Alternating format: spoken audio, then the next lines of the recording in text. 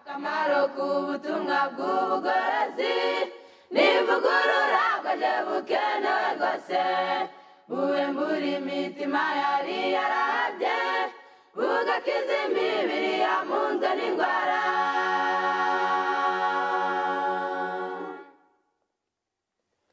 Akamaro k'ubutumwa bw'ubugorozi n'ivugurura bwaje bukenewe rwose ivugurura iyo rigeze mu mutima biga ibyaha byari byibasiye umuntu ubwo imibereho igahinduka misha hashingwa umushinga wo kunezeza abandi. Reka tubasuhuze mwese abamaze kugera ku murongo. Uyu ni umwanya mwiza aho tugiye gufataniriza hamwe kwiga ijambo ry'Imana. Amazina yanjye ni Karahamuheto Jean Pierre. Tugiye kwigira hamwe rero ijambo ritubwira ngo inyungu zo kwiga Bibiliya. Niryo jambo tugiye kwigira hamwe. Inyungu zo kwiga Bibiliya. Ni inyungu gusa zitagira igihombo. Reka tubibabwire tutaratangira ko kwiga Bibiliya bifite inyungu nyinshi, ndetse leta nyinshi za hano kuri iyi si zifite urufatiro ku nyigisho za Bibiliya. Reka rero mbere yuko dutangira tujye kubanza twasenga, nitumara gusenga turaza gukomeza twiga ijambo ry'Imana. Kadusenga. Data uhoraho, mungere ubugingo bwa twese turagushima, izina ryawe rihabwe icyubahiro. Tugiye kwiga ijambo ryawe, by'umwihariko inyungu zo kwiga Bibiliya, iryo jambo wandikishije. Ngwino dufashe udusobanurire, utwigishirize, uduhe kuyikunda no kugendera mu byo yategetse, tubisabye mu izina rya Yesu. Amen. Turaramukanije mu izina rya Yesu. Tugiye gufataniriza hamwe nkuko maze kubibabwira, ijambo ritubwira ngo inyungu zo kwiga Bibiliya. Kwiga Bibiliya bifite inyungu, kandi kwiga Bibiliya ni iby'igiciro cyinshi. Ku bantu bose bafite ibitabo basoma, igitabo gisomwa cyane kuri iyi si kandi kigasomwa cyokoze mu bihugu bitandukanye kandi byinshi, Bibiliya ifitemo umugabane ukomeye cyane wo kubisomwa na benshi. Kandi ni igitabo nanone kiri mu ndimi zitandukanye kuruta ibindi bitabo byose. Niyo mpamvu tugiye kwigana rero inyungu zo kwiga iki gitabo, kuko ni igitabo cyahumetswe, ni igitabo gifite ibitabo birimo ingeri zitandukanye. Hari ibitabo by'amateka, hari ibitabo by'ubuhanuzi, hari ibitabo by'imigani n'ubuhanga, hari ibitabo nanone by'inyigisho zifatika zirema agatima mwene muntu zikanamuzanira agakiza. Niyo mpamvu rero tugiye kwigira hamwe iri jambo kugira ngo buri wese abashe gukurikirana kandi yumve inyungu ziva mu kwiga iki gitabo. Bibiliya ni igitabo cyandikishijwe kugira ngo abantu bakuremo inyigisho nzima. Mu byanditswe byera, mu gitabo cy'urwa mbere rwa Timoteyo 3:16 haranditswe aya magambo akurikira. Rwa mbere Timoteyo ya 2:3-16 haranditse ngo ibyanditswe byera byose byahumetswe n'Imana kandi bigira umumaro wo kwigisha umuntu no kumwemeza ibyaha bye no kumutunganya no kumuhanira gukiranuka, kugira ngo umuntu w'Imana abashyitse afite ibimukwiriye byose akora imirimo myiza yose. Ibyanditswe byera ari byo iki gitabo dufite, byandikiwe bigira umumaro wo kwigisha umuntu, ariko icyo byandikiwe kwari ukugira ngo umuntu abashe kugira inyigisho nzima. Niyo mpamvu birivuza ngo ibyanditswe byera byose byahumetswe n'Imana bigira umumaro wo kwigisha umuntu. Kumwigisha ni ukugira ngo abashe kugira ubwenge butunganye, ave mu bibi ajye mu byiza, agire imico myiza areke imico mibi, kandi abe umuntu utunganye w'abantu bashima, kandi narangiza ashimwe n'Imana. Nkuko Daniel yabivuze ngo Nyagasani nabonetse imbere y'Imana ntafite icyaha, abwira umwami, ni Daniel 3:26 ati kandi nawe Nyagasani ntacyo nagucumuyeho. Daniel kubw'amagambo y'Imana yari amurimo ntiyacumuye ku bantu kandi ntiyacumuye ku Mana. Ibyo byatumaga aba mwiza kugeza igihe cyo bavuze ngo nta handi tumutegera keretse ku mategeko y'Imana ye. Kubw'ibyo rero bantu b'Imana, kwiga Bibiliya bifite uruhare runini cyane mu kuboneza imico y'umuntu, bifite uruhare runini cyane mu kukuzanira inyungu no muri ubuzima bw'ahazaza, kuko muri iyi si n'abajya gutanga akazi baravuga ngo kuba yararangije aya mashuri, kuba yararangije n'aya icyemezo cy'umukoresha we wa nyuma. Ariko iyaba byabashobokeraga bakubwira ngo bakashyiraho n'akandi kajambo nuko batabeshya akavuga ngo kuba ari inyangamugayo nubwo butagaragara inyuma, ariko abantu baba bashaka umuntu uvugisha ukuri, ufite imico myiza, utazarimanganya ibyabo. Nta handi wamubona rero, nta handi wamukura keretse uwabikuye muri Bibiliya, kuko n'uwaba yarabikuye ku babyeyi bigeraho bikagajuka, bitewe n'uko nta mbaraga aho twavuye haduha yo gukomerera mu byiza, ahubwo ibibi bigenda bigabanya ibyiza umuntu aharanira. Niyo mpamvu Pawulo yavuze ngo njya gukora ibyiza ariko kubikora ntako. Ni ukuvuga ngo arwanira kugira ngo akore ibyiza, ariko ngo ikibimutera ni icyaha kimubamo. Aravuga ati mbonye ishyano bitewe n'iki, no kurwana iyo ntambara ya kamere n'umutima uhana. Kubw'ibyo rero iyo ntambara kugira ngo umuntu ayirwane ayitsinde agendere mu byiza, nuko akwiriye kuba afite inkoni yishingikirizaho, cyangwa se afite uruzitiro rumurinda, kandi afite itabaza rimuyobora kugira ngo atazasitara. Mu gitabo cya Zaburi 119 umurongo w'105 haratubwira ngo ijambo ryawe ni itabaza ryanjye, ni umucyo umurikira inzira zanjye. Dawidi avuga iri jambo yarazi neza ko hirya y'ijambo ry'Imana abantu bari mu mwijima, kandi Pawulo kimwe n'abandi bagiye bakurikira Kristo babonye ko amagambo ya Kristo yararyoshye, yarabaryoheye, yarabaguye neza, akabarema agatima. Muri iyi si irimo guhangayika, ijambo ry'Imana rijya rigeraho rigatanga n'ubwishingizi bwo hirya yo gupfa, arivuga ngo hahirwa abapfapfira mu mwami, ngo baruhuke imihati kuko imirimo yabo ije ibakurikiye. Iryo ni ihumure riboneka muri Bibiliya, ariko ntiriboneka ahandi. Mu isi babura uko babigenza. Rimwe cyokoze nigeze kugera ahantu ho umuntu yishwe n'izi nzoga z'ibiyobyabwenge, nuko bagenzi be rero kuko atasengaga ntaho yasengeraga, cyokoze uwawe yapfuye n'ubwo asenga adasenga ujyayo, nuko bagenzi be bari baraho banywa warage, abandi banywa n'ibiyoga bindi bitandukanye, nabo zishe zatumbisha amatama,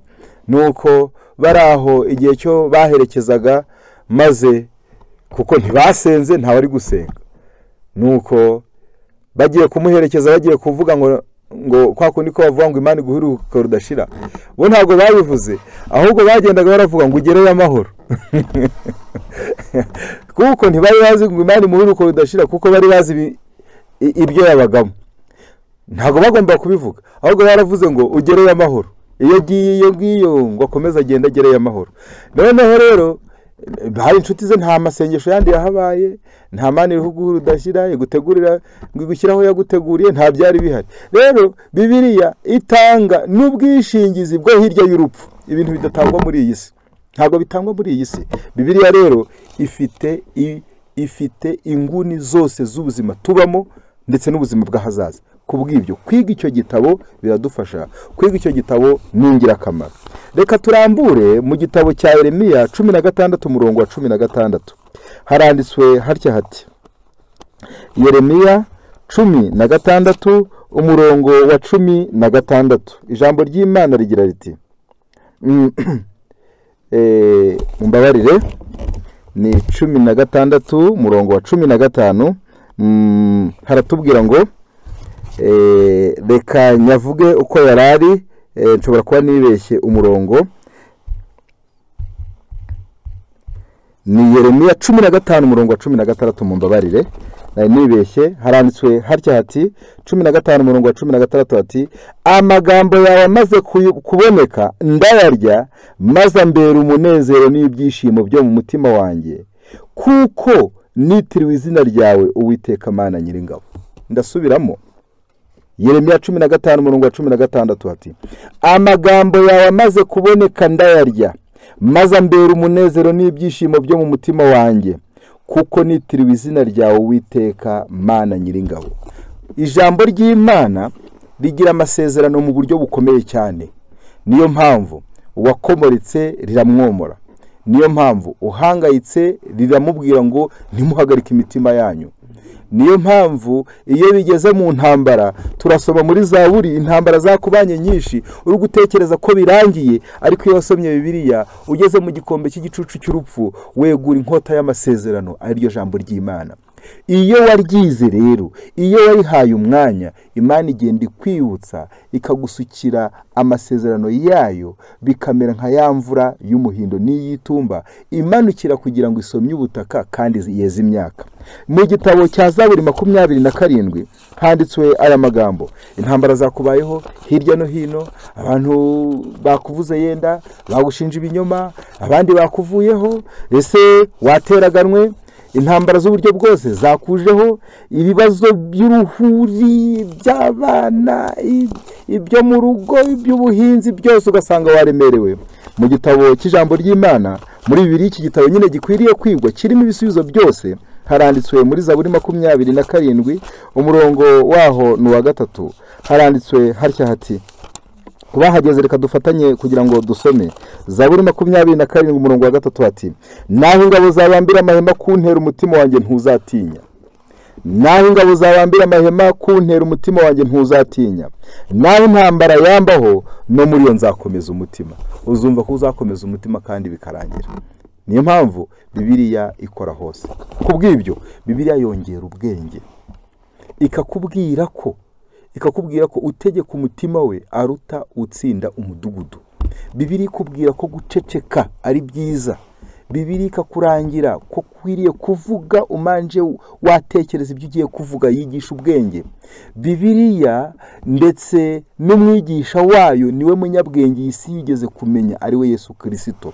Abayikurikiye bagiye bakora ibitangarirwa, ndetse Yesu muri iyi si nk'uwagaragaje inyigisho za Bibiliya kandi akazigisha mu jambo rye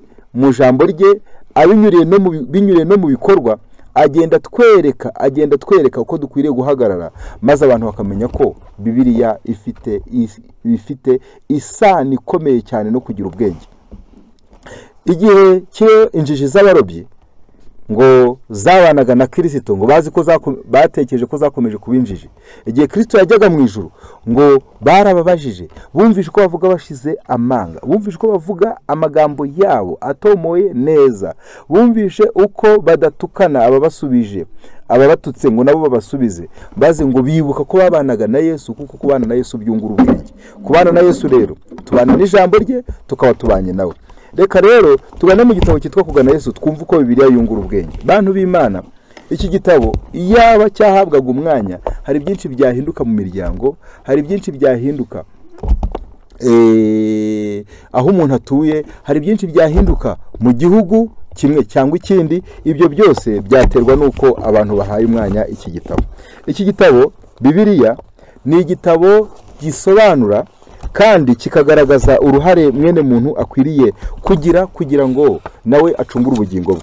Ndasoma Kugana Yesu page 67, niho ndi buhere. 67 ngaha haranditswe hatya hati, page 71 haranditswe hatya hati, nta cyaboneka cyabasha kungura ubwenge bw'umuntu nko kwiga ibyanditswe byera. Nta kintu cyaboneka cyabaho kuri iyi si cyabasha kungura ubwenge bw'umuntu nko kwiga ibyanditswe byera. Nta kindi gitabo cyera kirabura cyaboneze gutekereza kwacu no kutwungura ubwenge nka Bibiliya. Ntacyo. Niri n'amategeko arega iyi si igenderaho. Mwese ntibakunda umujura, mwese ntibakunda umusambanyi, mwese ntibakunda indi manganya. Ayo ni amategeko ari muri Bibiliya. Ntugashinje ibinyoma mugenzi wawe, ni itegeko rya Bibiliya. Mwisi ngiyi turimo ntago bakunda bicana, oya barabyanga. Mwisi ngiyi turimo ntibakunda basuzugura ababyeyi. Iyo ubonye abana basuzugura ababyeyi birakubabaza, n'abandi bana nabo birababaza. Bibiliya ni ishobora kuba igitabo mboneza mubano, ni ishobora kuba igitabo gishobora kugirwa mu muryango, kikagirwa mu gihugu, kikagirwa ahatuzengurutse, abantu bakagira imico myiza, bakagira n'ubwenge bwiza. Hano handitse ngo nta kindi gitabo cyera kirabura cyaboneza gutekereza kwacu no kutwungura ubwenge nka Bibiliya. Iyo abantu bigaga ijambo ry'Imana uko bikwiriye, aha banditse nabi, iyo abantu bigaga ijambo ry'Imana uko bikwiriye, bagira ubwenge bushyitse bw'inditwe. iyo abantu bigaga ijambo ry'Imana uko bikwiriye, bagira ubwenge bushyitse bw'inditwe n'ingeso nziza, bakanamba no gushikama batajegajega, nubwo bameze batyo ari mbarwa muri iki gihe cyo turimo. Impamvu ni iyihe? Ni ukutiga Bibiliya mbese bisa nk'uko Mose yajyaga ajya kubonana n'Imana, yagaruka ubwiza bwo mu maso ye bugatuma abantu bamuhunga kuko bamubonaga bakenda bakumva bagiye gupfa. Mose akitwikira, yakwitwikira uko iminsi igenda ishira, kwa kuba yarabanye n'Imana n'umucyo ugenda ugabanuka, abantu bakabasha guhangara kureba mu maso ye. Umuntu usoma Bibiliya agasoma ibyanditswe byera, kandi reka nambabwire akaba nayifite akayigendana, hari aho ajya gutera amahane akibuka ko afashe Bibiliya. Turaza gusoma n'amagambo atubwira ngo ujye uhorana Bibiliya yawe, kuko ubonye umwanya ujye ugenza ute, ujye uyisoma. Reka mbabwire urugero. Ninde muri mwe waba ufashe Bibiliya atya, yarangiza akaba yayitwaye iri kugaragara, nuko konvoyeri nuko bitakiriho, ngiye gutanga urugero rwa kera, akamwongeza akarenzaho 100, nuko yarangiza agatera amahane agakambya agahanga afite na Bibiliya. Bibiliya igendera kubwira ngo ceceka, emera guhomba. Bitewe n'iki? Kugenda na Bibiliya biri gucika, ahubwo kugenda na telefone into nini nibyo bimaze kuba ibigezweho. Rimwe nigeze nzinduka karekare, ndangije nzinduka karekare ngiye ahantu, mvuye mu rugo ndazinduka karekare, ngeze aho ngaho mba mpuye n'abapolisi, hari habaye umukwabo, baba baramfashe, hagarara, zana ibyangombwa. Ndika bakaba nsanga ntaranga muntu mfite, ndongera ndika bakaba nsanga ntaranga muntu mfite. Barambwiye ijambo rimwe rikomeye, barambwiye ngo ugire telefoni nini n'intoya, ubyibuke wibagirwe iranga muntu. Ijambo bambajije ndareba sinayibagiwe, nicara aho ngaho mpamagara mu rugo banzanira iranga muntu. Icyo nshaka kugira ngo mvuge nuko umuntu yibuka byose ubu ngubu, naho ugiye ukabura umukristo, ariko kwibuka kuri bugira amasaha ya pause, kwibuka kwaho ugiye ushobora kuba uri bubone umwanya, kwibuka ko ushobora gusoma isomo, kwibuka kuri uw'Imana ko ari cyo gitabo gitunze ubutunzi bukomeye buruta bw'isi butunze. Ibyo byabaye bya kera. Hari akagozi bita agatampera, ubundi agatampera karimo 2, hari ako kwicaraho, hari nako gushyira kuri Bibiliya. Ko sa agatamperara ko mutari gusubiza bara nako nagaki. Umuntu wari ugafite, mwihangane ko wangiye kuvuga izina ntacyo biri umutwaro, umuntu wakundaga kukagira, ariko manza nawe katakiri hahari neza, ni enke kariho. Aha, enke we kagenza gute? Gahoraho. Nagashakoshi kaba kagenje gute? Kaba kari nkaha ngaha. Ariko benshi bari badufite, ntago nzaho twagiye. No mu gikapu nta karimo, mu gasakame nta Bibiliya irimo, mu gikapu kinini nta yirimo, ahubwo umuntu kugenda ari smart yegamye gutya gusa. Oya, hindura imico. Bibiliya ni igitabo cy'ubwenge gikwiriye kuba iruhande rw'umuntu, bitewe nuko iyi si ibyiza turabyiga, ariko ibi birizana. Hora ni byiza kugira ngo bikugumemo, kandi turaza no kubibona hano mu kanya. Hano haratubwiye ngo iyo abantu bigaga ijambo ry'Imana uko bikwiriye bakagira, baba bagira ubwenge bushyitse bw'inditwe n'ingeso nziza, bakanamba no gushikama batajegajega, nubwo abeze batyo ari mbarwa muri iki gihe. Usoma ibyanditswe byera hubutse ntagira icyo yunguka cyane. Umuntu yabasha gusoma Bibiliya yose agaheba ibyiza byayo, ntafutukirwe ndetse n'ubwiru bwayo bukomeye buyihishemo. Gusoma umurongo umwe gusa ukawiga, ukawugezaho wumva neza, ugashaka icyo uhuriyeho n'inama y'agakiza, nibyo biba birushijeho gusoma, nibyo biba birushije gusoma ibice byinshi.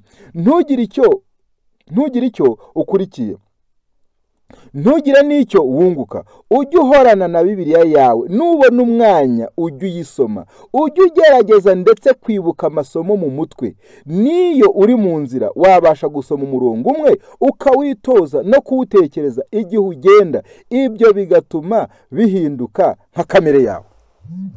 Ndasubiramo hati, ndeka mpere haraguru hati, ujye uhorana Bibiliya yawe, nubona umwanya jya uyisoma, ujye ugerageza ndetse kwibuka amasomo mu mutwe. niyo uri mu nzira wabasha gusoma umurongo umwe, uri muri kwasiteri uri kugenda, uri mu nzira, uricaye, uri muri gari ya moshe, uri mu ndege, ukawitoza no kuwutekereza igihe ugenda. Ibyo bigatuma uhinduka nka kamere yawe. Wa murongo kubwo kuwitoza ugahinduka iki? Kamere yawe.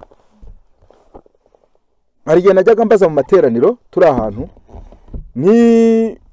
ariko nkakunda kubikora mu materaniro y'abasore, ni umusore uri kumva z'amasomo 50 mu mutwe, nahaguruka, oya ntimuhaguruka.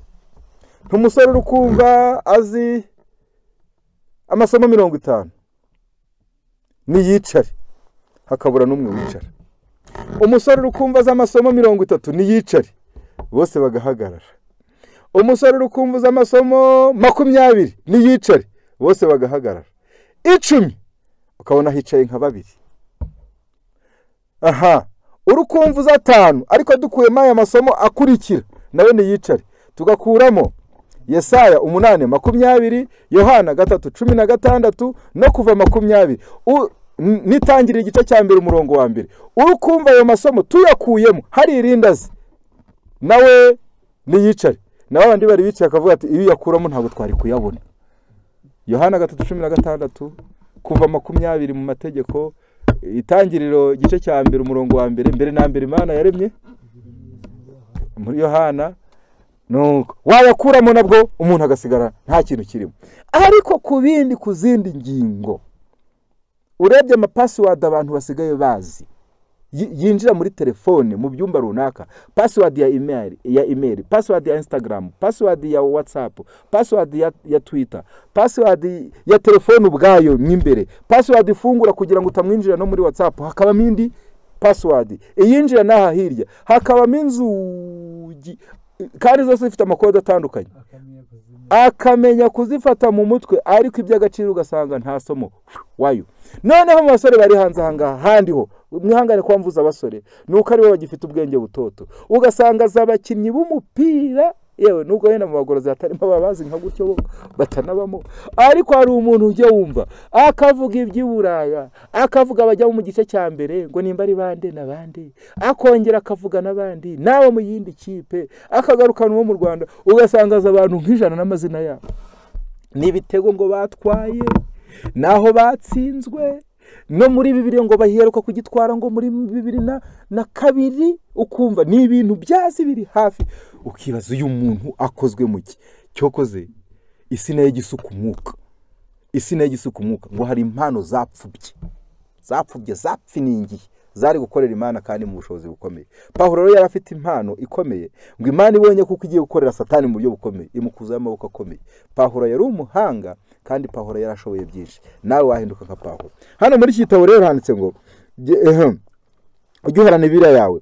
Nibwo hepfo handitse ngo ntabwo twabona ubwenge tutitaye ku bushaka, dufatanije kwiga no gusenga. Ibyanditswe bimwe kuko byoroshye ntawananirwa kubyumva, ariko rero hariho ibindi biruhije bitabasha gusobanukirwa ubisoma atitonze. Ibyanditswe bimwe bikwiriye kugereranywa n'ibindi byanditswe, dukwiriye gushakashaka no gutekereza twitonze kandi dutuje. Uwiga atyo azabona inyungu cyane. Umutwe w'amagambo turi kwigana tubwira ngo inyungu zo kwiga Bibiliya. Inyungu zakuramo rero nta zindi, no kugira urugo rwiza. Ikindi ni ukugira inshuti. Ikindi ni ukugobokwa kuko nawe wari waragobotse. Erego iyo ugobokwa wigirira neza. Ikindi nuko nanone bizaguha bashiki bawe na bene so b'Imana yaguteguriye muhuje umurongo w'ibyanditswe byera, ikaguhemba muri isi inshuro 100, kandi yarangiza ukazahabwa n'ubugingo buhoraho. Ni ibihembo by'inkubirane, ni ibihembo by'ibihekane biza bikurikirwa n'ibindi. Reka ngere imbere bantu b'Imana, ndashaka kugira ngo nsobanure rya jambo ryatubwiye ngo amagambo yawe yarandyoheye maze kuyarya. Muri Yeremiya, ndashaka gusubiramo iri somo bitewe nuko iri somo rihetse byinshi. Yeremiya 16 umurongo 15 umurongo wa 16. Hari impamvu nsubiyemo iri somo, ni ukugira ngo tubanze turigereranye n'andi masomo tugiye gusoma. Yeremiya 15 umurongo wa 16 hati: amagambo yawe amaze kuboneka ndayarya, maze ambera umunezero n'ibyishimo byo mu mutima wanjye, kuko nitiriwe izina ryawe Uwiteka Mana Nyiringabo.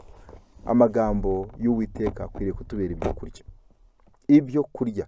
Ikibazo, ninde warya undi agahaga? Bibaho? Ababyeyi nibo bajya babwira abana ngo baratorera mu bere. Nibyo koko. Ariko se natwe twabaye bakurura, ubwo umubyeyi yarya natwe tugatorera mu bere, byararangiye. Umubyeyi yariye, umwana atorera hehe?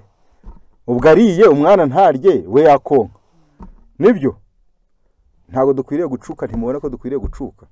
Kuba umuntu ari mukuru mu jambo ry'Imana, uzi gusoma n'icyongereza, n'igifaransa, n'ikinyarwanda, n'iringara, byose ubizi, ariko ukaba umeze nka kakana gatorera hehe? Mu ibere. Ibyo mvuze ntabwo biri kumvikana. Dore ni ukuvuga ngo ni umuntu wariye, weho akagenza ate? Akagushyirira ku ruhande ati ngwino ye mugabo, ngaho nawe uragenza ute? Uratora. Nawe ye mukobwa, ngaho ugenza ute? N'umukobwa uzi gusoma, n'umubyeyi uzi gusoma, akazategera warangije na kaminuza na masters, akazagera ategereza kugira ngo atorere hehe? Mu ibere. Cuka, wamaze kuba mukuru. Sibyo? Imyaka umaze irahagije kugira ngo ube waracutse. Umuntu acukira imyaka ingahe? Inyana icukira imyaka ingahe? Umwe iba yavuye kuri nyina. Nibyo? None umuntu kuki we mu by'umwuka ashobora guhora kubere akazarisaziraho? Jya usoma, nibwo uzaba umaze kuba mukuru. Reka tubisome mu gitabo cy'Ufuzuye byose. Hatubwira aya magambo akurikira: gusoma Bibiliya bizaguha ubwenge. Gusoma Bibiliya ntabwo bivuze ngo ntuzaterana, ariko ijambo rizaza riduhugurane. Ejo azasoma, nawe ugenje ute? Usome. Navuga ikintu wumve ko atari cyo, umubwire uti aho ngaho ntabwo ari byo. Nanabivuga uko bitari, umubwire uti ejo uzakosore kuko hasomye nabi, aho bavuze ntabwo ariho. Kugeza igihe cy'umuntu azagera avuga ngo nimwakire munyweho mwese, ngo dushimire Imana, ngo turanyoye. Koko warasomye, ngo ukafata igikombe ngo aragishimira, ngo aravuga ngo nimwakire munyweho mwese, utaha utanyoye. Nese yo ni Bibiliya kandi uyifite, kandi ngo ariho ibyanditswe. Nese yarabanokesheje. Ibyo ngibyo ni ibigaragaza ko uko urwo rugero rwo rugaragara turubona, niko n'abandi bo hasi bagenda bagwingira binyuriye mu kudasoma ibyanditswe byera. Turasoma igitabo cy'Ufuzuye byose. Urupapuro ndarubabwira mpageze. Uwifuzuye byose haranditswe hatya hati: Uwifuzuye byose haranditse amagambo akurikira. Ni amagambo meza cyane, cyo koze ni maremare. N'uwifuzuye byose ku rupapuro rwa 381. Munyagisenyi ashobora kumfasha akaza kuturangira page y'Ikinyarwanda kugira ngo ab'Ikinyarwanda baze kuyibona. Haranditse ngo: Tout comme notre vie physique est entretenue par des aliments, notre vie spirituelle dépend de la parole de Dieu. Nk'uko impagarike yacu y'umubiri igizwe cyangwa se ibeshejweho n'ibyo kurya, niko n'imibereho yacu y'iby'umwuka ibeshejweho n'ijambo ry'Imana. Uwifuzuye byose ni mu Gifaransa ni magana, mu Gifaransa nkuko nayo mbabwiye ni, reka ndebe kugira ngo baze kuyaturangira. Ndabona igitabo ntacyo mfite hano. Ni iki? Turebe ko ari cyo. Ndabona atari cyo hano. Reka dukomeze, baraza kubireba bitonze. Ngiki nakibonye. Haranditswe hatya hati: Nk'uko impagarike yacu ibeshejweho n'ibyo kurya, niko n'ubuzima bwacu bw'iby'umwuka bibeshejweho n'ijambo ry'Imana. Chaque âme doit recevoir pour son propre compte la vie qui réside dans la parole de Dieu. Buri muntu wese akwiriye kwakira ku giti cye ubugingo buba mu jambo ry'Imana. Nukwigirayo, nukwivomera. Hepfo ati: De même que pour être nourri,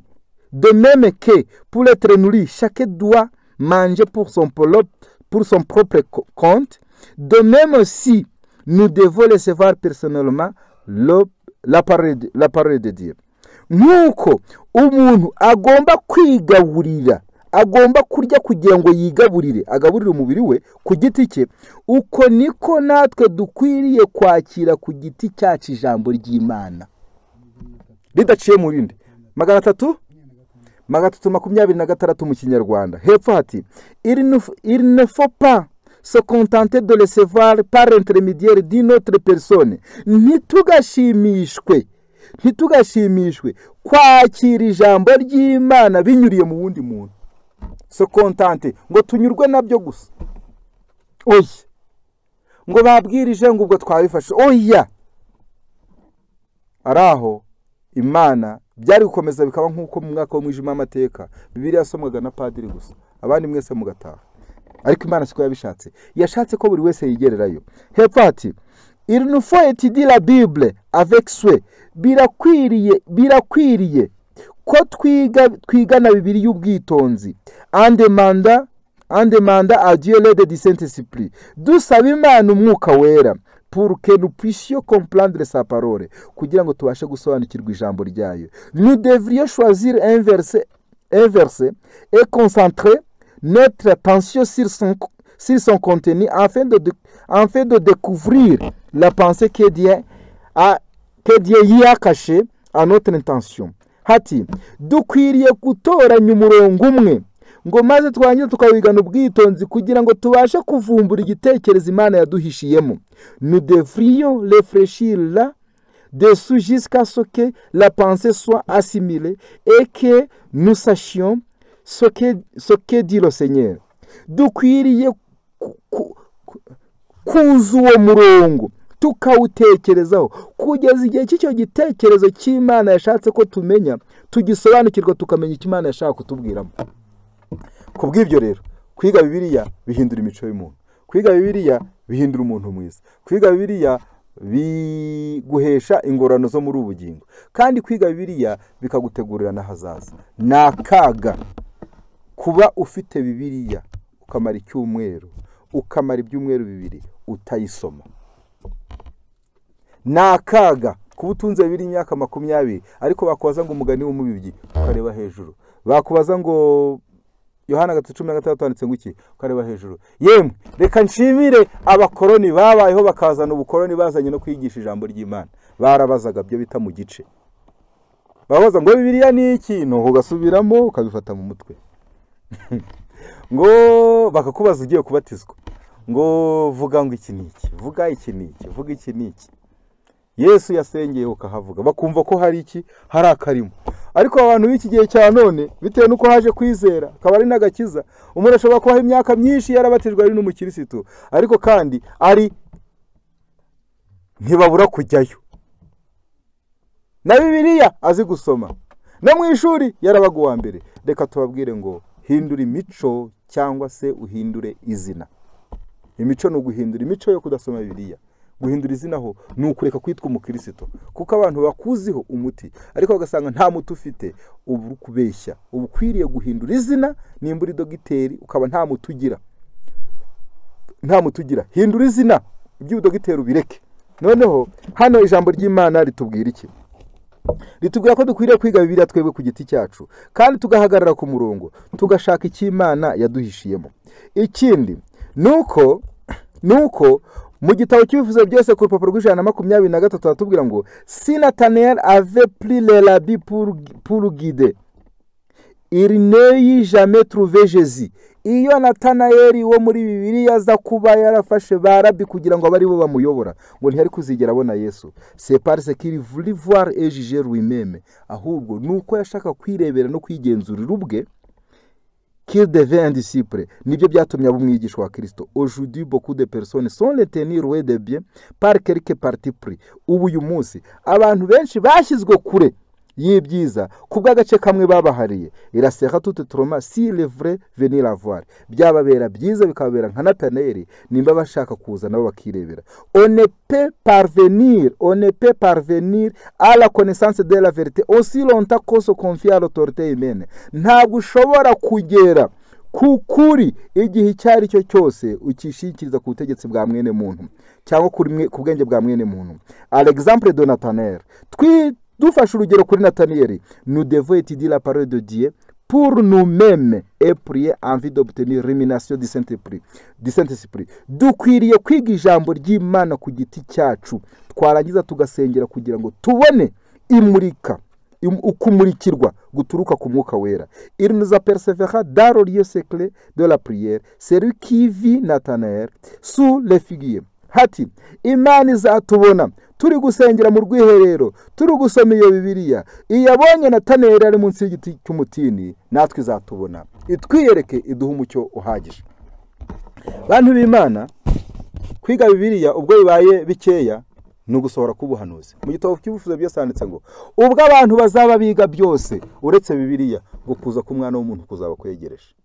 Biga imishinga igacamo, biga gutera inyanya bigakunda, biga imbuto nziza y'ibigori bigakunda, biga uko bazamuka bigakunda, biga ubwubatsi bugezweho bw'ibisenge bicuritse n'ibidacuritse n'ibimeze ngo nk'ikibiriti, ibyo byose bigacamo kandi bigakunda, biga guca imihanda bigakunda, biga amashuri bakayarangiza bakagereka yandi bigakunda. Ngo ariko Bibiliya ntibone umwanya. Ni ubuhanuzi bwerekana ngo kuza kwa Yesu kuzaba kwegereje.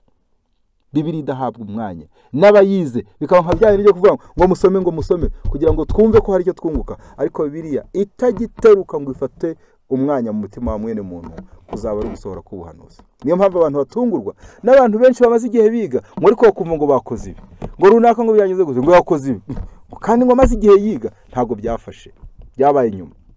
Ahubwo byashoboye gufata ni bya bindi bitahaye agaciro iby'Imana, kuko iby'Imana iyo bihawe agaciro bitegeka iby'isi. Noneho rero hari icyo dukwiriye kwitaho. Ijambo ry'Imana ritubwira ko Bibiliya ikwiriye kuba igitabo kitwigisha mu bwana, mu busore, ndetse n'abantu bamaze kuba abagabo. Iyo bita lesson book. Ni amasomo dukwiriye kwiga mu mibereho yacu. Byanditswe mu gitabo cy'Intambara Ikomeye ku rupapuro rwa 552 niba ntibeshye. Intambara Ikomeye, mwihangane yenda nyarebe ntago ndi butinde. Intambara Ikomeye urupapuro ndumva ari 52 niho hatubwira hati 69 paragrafe ni ya kabiri hati God designed the Bible to be a lesson book to all mankind in childhood, youth and manhood, and to be studied through all the time. Hati Imana yagennye ko Bibiliya iba igitabo cyo kwigirwamo aba ku muntu uwo ari we wese, haba mu bwana, mu busore, umuntu ari umugabo w'igikwerere cyangwa se ari umugore wijigija, and to be studied through all the time, kandi kikigwa ibihe byose. Uri umusaza ukakiga, niyo mpamvu iha inama abakecuru. Uri umukecuru, uri umusaza ukakiga, niyo mpamvu biriha inama abasaza. Uri umukecuru ukakiga, niyo mpamvu biri ifite inama iha abakecuru. Hepfo, he gave his word to men as a revelation of himself. Imana yatanze ijambo ryayo nk'ihishurwa ryayo ubwayo, niyo yihishuriye mwene muntu. Noneho bantu b'Imana, reka dutere intambwe dutekereza ibyiza by'Imana dushakaho. Ese kwiga Bibiliya no kwiga ibindi ikiza n'iki? Nubwo ntashobora guhitiramo buri wese, ariko ibyo mu isi birangirana n'imyaka, katubihe 90 cyangwa 80. Niko bimeze. Lisansi wari ufite, doktora wari ufite, amashuri, imishinga wakoze, ubushakashatsi wakoze birangiriraho. Ariko Bibiliya yo uwo yejeje kandi wayimenye neza, akamenya ko ari umukiranutsi yahindutse umunyabyaha, nuko umunyabyaha ahinduka umukiranutsi, nawe agahinduka umukiranutsi kubwo kwiga icyo gitabo no kukigenderamo, birangira kuri ya myaka 100, maze akabwirwa ngo hahirwa abapfapfira mu mwami ngo baruhuke imihati, kuko imirimo yabije bakurikiye. Akazabwirwa ijambo rivuga ngo unyizera naho yaba yarapfuye azabaho, ku gitondo cy'umuzuka akazongera akazuka. Ngiki gitabo cy'umuntu ashobora kwiga kikaguha ubwishingizi bwo mu gihe cya none n'ubwo mu gihe cy'ahazaza. Kubw'ibyo rero birakwiriye ko tukiga, tugiha umwanya mu gitondo, mu muryango, aha dutuye, aha tuzengurutse, tugasoma iki gitabo. No mu gihe tugenda tukazajya tugenda tugitekereza. Wajya no kuryama ugatekereza ayo masomo yo muri Bibiliya, ukavuga utereka mpere mu tangiriro. Imana yaremye umuntu, nyuma y'umuntu havuka umwana wa mbere ni Kayini. Havuka umwana wa mbere Kayini, nyuma yaho havuka Abeli. Kayini yica Abeli, nyuma yaho havuka Seti aba umusimbura wa Abeli. Ibyo birakomeza. Kuri Seti niho havuye urubyaro rwubaha Imana, naho kuri Kayini havuye urubyaro rutubaha Imana.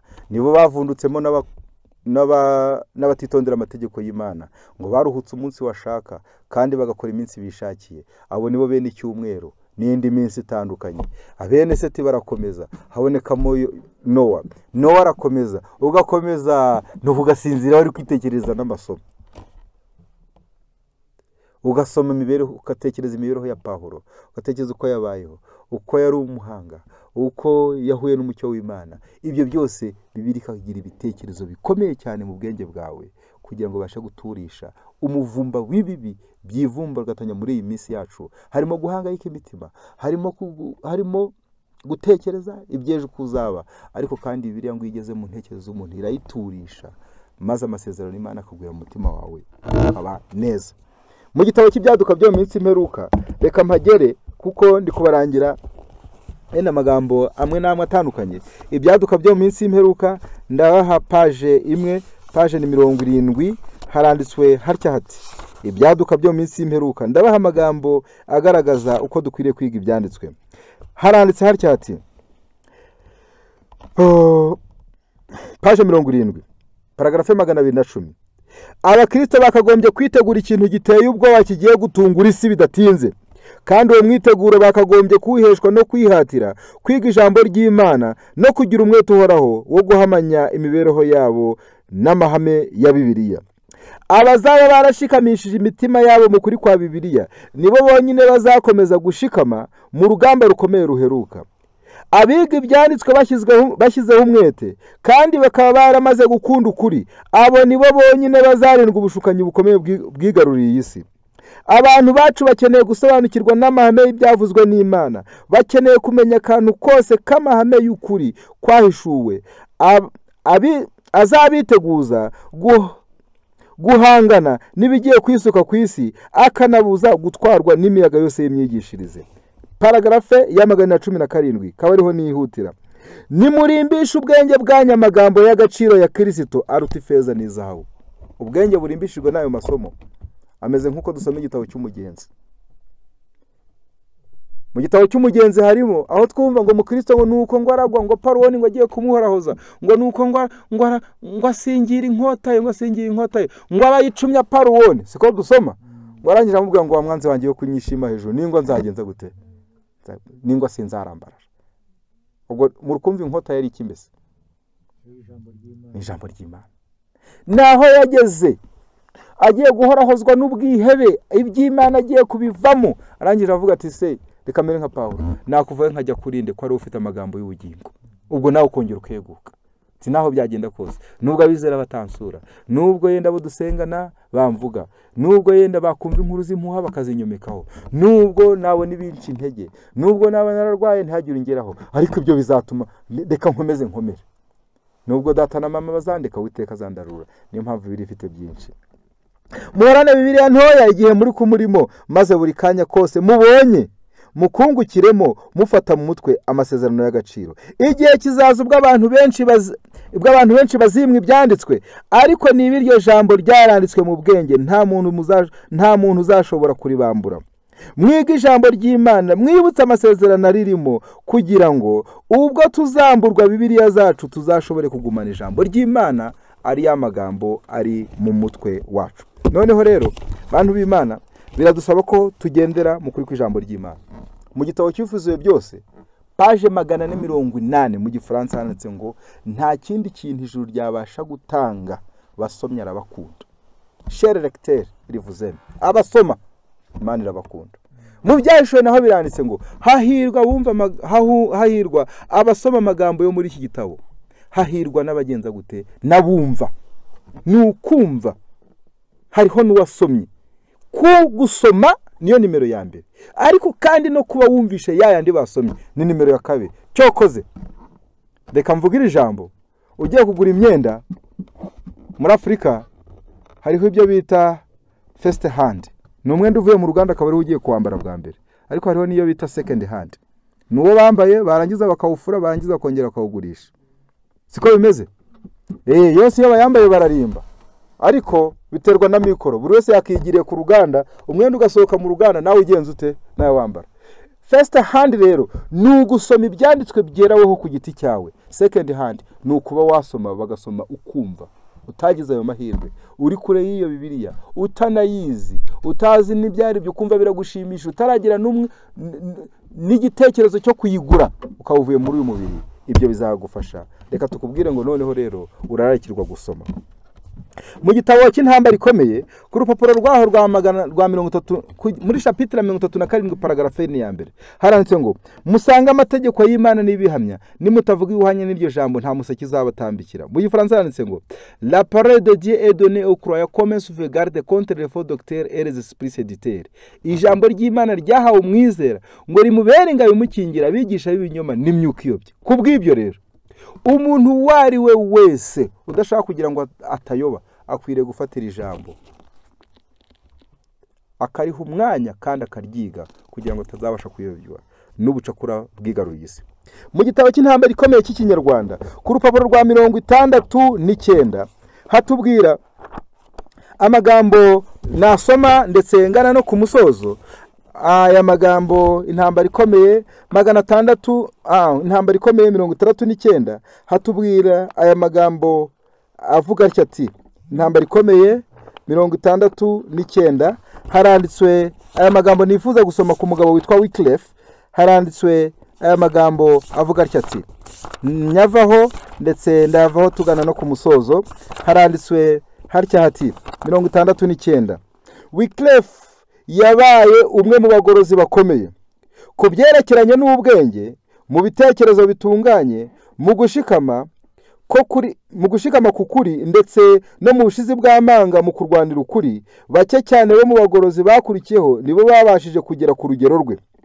Umugorozi wabimburiye abandi yaranzwe n'imibereho itunganye, kudakebakeba mu kwiga no mu murimo yiyemeje, ubunyangamugayo, urukundo rwa gikristo no kuba umwiringirwa mu murimo we. Nyamara yari ameze atyo mu gihe cy'umwijima w'icuraburindi, mu bwenge n'imyitwarire mibi y'abantu bariho mu gihe cye. Imico ya Wycliffe ni igihamya cy'imbaraga yigisha kandi hindura y'ibyanditswe byera. Bibiliya niyo yamugize uko yari ameze.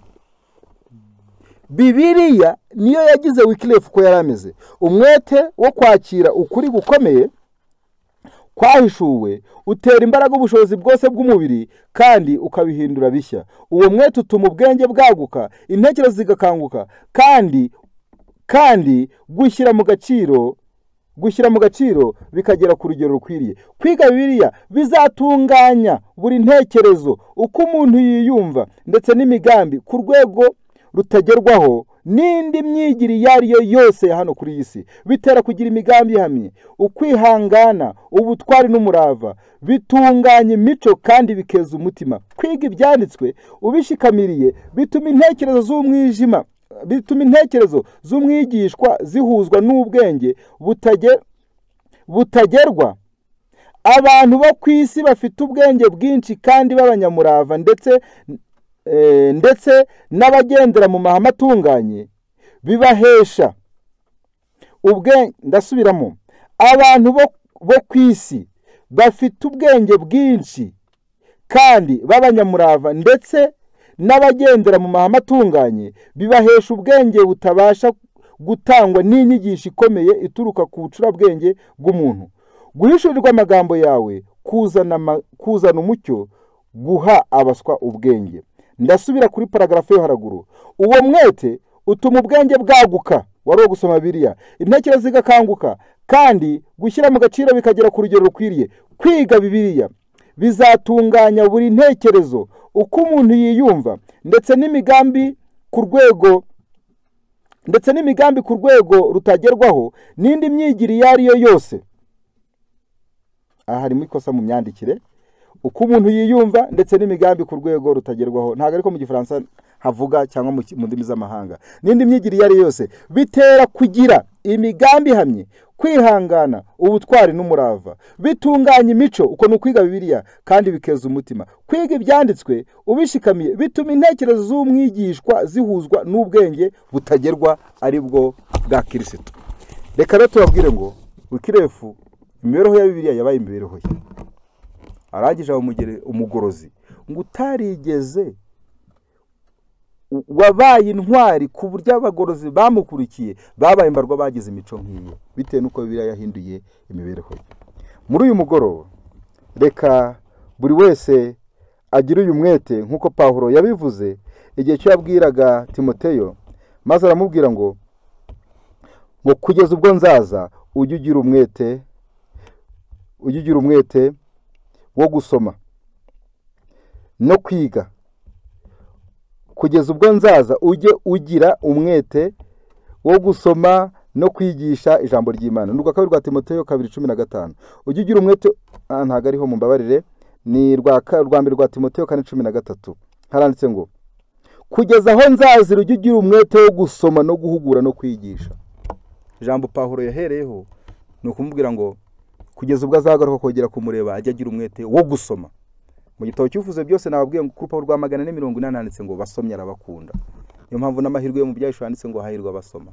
Reka buri wese agire uyu mwanya, yongera aterura ibitabo bye, yongera ajye mu materaniro afite ibitabo bye, yongera asome Bibiliya, asome Umwuka w'ubuhanuzi kugira ngo asobanuze. Kuko mu gihe cya Ellen White ngo kugira ngo bagere ku mucyo ngo bajyaga bakesha amajoro biga ibyanditswe byera, ngo bagere ku murongo badasobanukiwe, aho batari bukomeze imbere batawumvishe, ngo Ellen White akabona ubujya mu yerekwa. Bajyaga bakesha amajoro biga ibyanditswe byera umurongo ku murongo kugira ngo bagere ku kuri nyako kugiye cy'uturimo.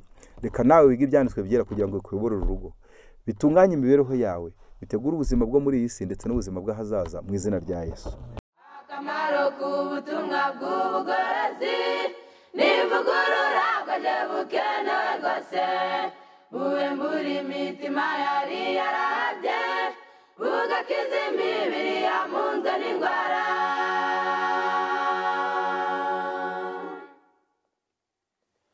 Akamaro k'ubutumwa bw'ubugorozi n'ivugurura bwaje bukenewe rwose, ivugurura iyo rigeze mu mutima riga ibyaha byari byibasiye umuntu, ubwo imibereho igahinduka misha, hashingwa umushinga wo kunezeza abandi.